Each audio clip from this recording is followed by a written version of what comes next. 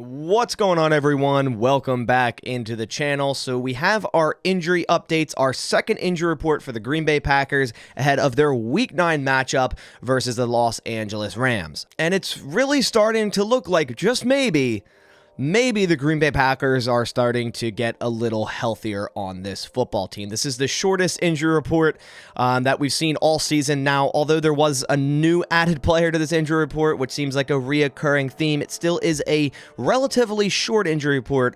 So in today's video, we're going to dive down into the report, see the players that practiced yesterday, what their status was today, and of course, there'll be the more important injury report tomorrow that will give all the game designations for these players ahead of Sunday. I will also be doing my game preview live tomorrow, so if you want to check that out, be on the lookout for that on my channel. And also, if you're a new viewer here and you want more Packers updates such as injury reports, game analysis, and any other roster updates, you'll find it all here right on the channel as soon as the news comes out. So go down and click subscribe if that does interest you. But before we dive into the video, I want to give a big shout out to today's video sponsor, Manscaped. Gentlemen, our friends over at Manscaped have been working night and day to bring you a below-the-waist grooming experience like none other with the new Lawnmower Ultra 5.0. We're talking about a next generation trimmer with two individual shave blades for whatever shave your mind can imagine. Upgrade your grooming game this year to the Ultrasphere by heading over to manscaped.com and using my code BASS20 to get 20% off your entire order plus free shipping. Their new 5th generation trimmer includes two next-gen interchangeable skin-safe blade heads. The standard blade we're all used to seeing to take a little bit off the top, as well as a foil shaver here to go smooth wherever your heart desires. There are also 3 length setting combs for whatever desired length you're going for. And did I mention this thing is also waterproof? So fellas, get 20% off plus free shipping at manscaped.com with code BASS20. That's 20% off your entire order plus free shipping with code BASS20. I can promise you've never seen a ball trimmer that looks like a spaceship. Get yours today from our folks over at Manscaped. All right, so now let's dive into the Green Bay Packers Thursday or second injury report of the week. Now, Matt LaFleur had a padded practice yesterday instead of doing it today. As I said, they're still kind of switching things up during their practices during the week, and I'm glad they're at least trying to switch a little bit of something up in terms of preparation for the game because, I mean, how the Packers have been starting games the past 4 to 5 weeks has been awful. So without further ado, let's bring up the injury report here. At the top, we see Jaire Alexander with his back injury. He's been limited practice ever since really this back injury flaring up a couple weeks ago. Look for him to play again in this game, but at what level is Jaire going to be at? We see limited yesterday, limited today. He probably won't hold a designation going into this game. He could be questionable since there's no probable anymore. They might just slap a questionable on him and kind of see how he is Sunday morning.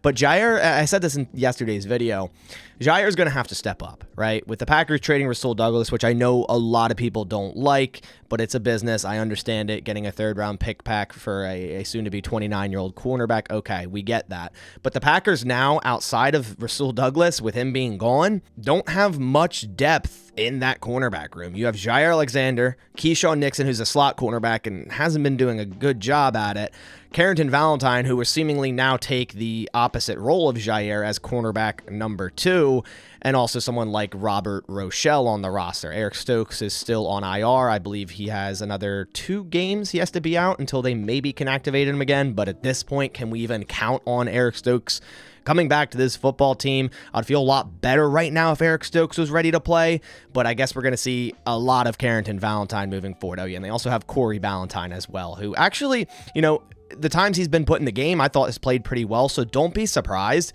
if you see more of Corey Ballantyne this week over Carrington Valentine. Still such a weird thing that the Packers have a Valentine and a Ballantyne. So yeah, Jaire's got to step up, and hopefully this back injury doesn't linger much longer for him. Second on this list is Elgton Jenkins, limited Wednesday, limited again today. He'll probably remain on the injury report, limited probably the entire season, just to kind of give him that veteran rest on the knee that, you know, he pulled his MCL and also the ACL the year before that. So Elgton Jenkins, I thought, had a good game last week against the Vikings, and that's good because the interior of the offensive line needs Elgton Jenkins to be his former self to kind of lift the other weak points up.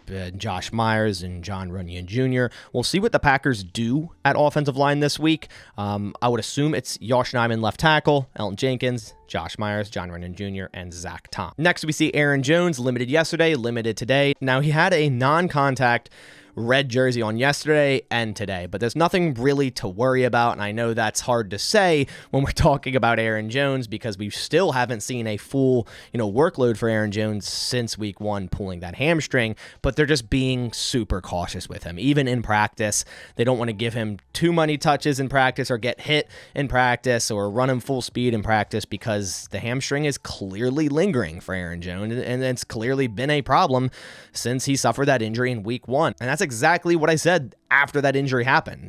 These things such as a hamstring injury, soft tissue injuries linger around, sadly. And for some players, they get right over it and they're fine. But for other players, they just linger around. And that tends to be the case when you get older in this league. So hopefully Aaron Jones can finally get over this injury and we can start to see a full workload for Aaron Jones, because I think that's what's really holding this offense back. The continuity, the identity is the lack of Aaron Jones. Then we see Luke Musgrave on this injury report, limited yesterday, limited today with the ankle injury. Like I said in yesterday's video, still wild that he came back after being in a walking boot last Wednesday, came back, played in the Vikings game, and he'll definitely play in this Rams game. Then we see Josh Nijman with his ankle injury, limited yesterday, limited today. As I stated earlier, Josh Nijman likely will be left tackle this week. I know some people just want to see Rasheed Walker there just for the future because get the guy the snaps. But honestly, if I'm looking at the future outlook of the Green Bay Packers, Rasheed Walker may be, say, a right tackle for the future for the Packers. Say if the Packers draft Joe Alt from Notre Dame this year, if they were to use a high pick on someone like him,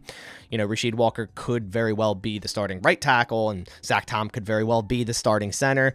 Who knows if John Runyon will be back, but there's a lot of changes that's going to happen to this Packers offensive line next year, and I still think Rasheed Walker could be a good future tackle, but as of right now, you got to protect Jordan Love, and I think Josh Nijman does a better job at left tackle for that. Then the final player on this injury report, which is a new addition today. I mean, I feel like every week we get a little taste of getting healthier, and then there's another player added to the injury report or another player gets hurt, and it is Rudy Ford with a calf injury. Obviously wasn't on the injury report yesterday. I'm assuming he suffered it in yesterday's practice. He was limited at least today with that calf injury. So the Packers defensive backfield is already kind of in shambles. Rudy Ford has been one of the most consistent players in that defensive backfield. Russell Douglas was one of the other ones. Now he's gone. So need Rudy Ford to be ready to go in this game. Good thing he was limited today. If Uze did not participate, it wouldn't look good for him playing against the Rams, but I definitely believe he will play against the Rams.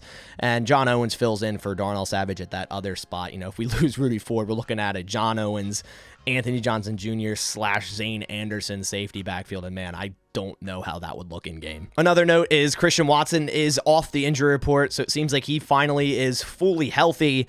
And Matt LaFleur kind of commented on, not really using Christian Watson on deep routes, and he said, you have to earn the right to be able to throw deep in the NFL. So I understand that, but they need to let Christian Watson loose, stop giving him so many contested catch situations, and maybe just put him on a simple 9 route and throw the ball up, and hopefully he can run under it, and just use Christian Watson more like we expected them to. But that about does it for this video. I appreciate you guys coming by. Again, be on the lookout for the injury report tomorrow with all the injury designations, as well as my live game preview tomorrow as well. But I'll catch you on the next one. Thanks for watching, and as always, go Pack Go.